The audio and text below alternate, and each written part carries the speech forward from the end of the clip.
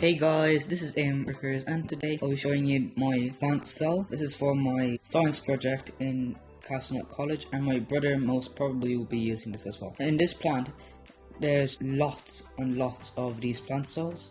These are stacked on top of each other, and yeah, in this plant it has cytoplasm, the green thing. So that cytoplasm has this green substance that gives the plant its color. The red thing is the mitochondria. This bit gives its energy, so this absorbs energy and transfers the energy for the plant.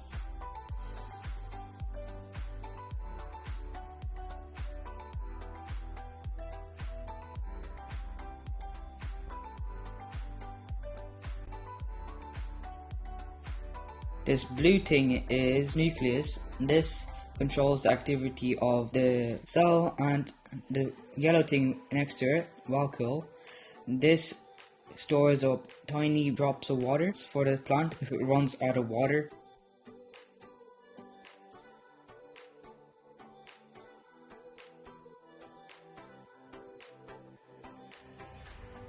This orange bit is the cell wall. The cell wall provides strength and support to the plant cell so it won't go all jelly and all. This is a rectangle, and the cell wall is making that very strong formation. The cell membrane, the black line, that is the cell boundary. This is limits the things that go into the cell, so any bad or very bad substances. The blue bit is the cytoplasm. A cytoplasm is a jelly-like liquid that stores everything inside a plant cell or even animal cell. So in this plant cell there is all these substances, the mitochondria, the vacuole, the chloroplast, nucleus, they're all in the cytoplasm.